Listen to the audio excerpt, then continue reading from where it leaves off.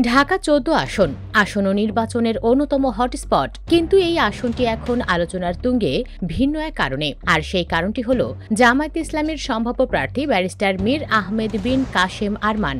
তিনি একজন আইনজীবী, দীর্ঘদিন আয়নাঘরে বন্দী থাকা ভুক্তভোগী। কিন্তু এসব পরিচয়ের চেয়ে বড় হয়ে দাঁড়িয়েছে তার আরেকটি পরিচয়। তিনি ৭১-এর মানবতাবিরোধী অপরাধে মৃত্যুদণ্ডপ্রাপ্ত মীর কাশেম আলীর ছেলে। বাবার এই পরিচয় কি এখন ছেলের রাজনৈতিক ক্যারিয়ারের সবচেয়ে বড় কাঁটা?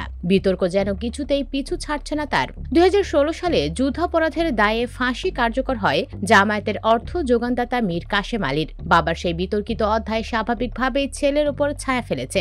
সমালোচকরা প্রশ্ন তুলছেন, যিনি দেশের স্বাধীনতা বিরোধিতাকারীর উত্তরসূরি, তিনি কিভাবে জাতীয় সংসদে জনগণের প্রতিনিধিত্ব করবেন? মুক্তিযুদ্ধের পক্ষের শক্তি এবং সাধারণ মানুষের একাংশ মনে করেন, যুদ্ধাপরাধীর পরিবারকে রাজনীতিতে পুনর্বাসিত করা মানে ইতিহাসের সাথে বিশ্বাসঘাতকতা করা। ঢাকা ১৪ আসনের ভোটারদের মধ্যেও এ নিয়ে চলছে মিশ্র প্রতিক্রিয়া। অন্যদিকে জামায়াতে ইসলামী এবং ব্যারিস্টার আরমানের সমর্থকদের যুক্তি ভিন্ন।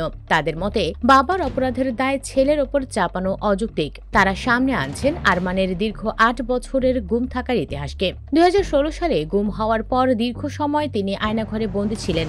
সমর্থকদের দাবি, তিনি ফ্যাসিবাদের নির্মম নির্যাতনের শিকার। এই ভিকটিম কার্ড এবং তার উচ্চশিক্ষিত ইমেজকে কাজে লাগিয়েই জামায়াত তাকে ঢাকা ১৪ আসনে বাজি ধরতে চাইছে। কিন্তু রাজনীতির মাঠে আবেগ আর বাস্তবতা কি এক হবে?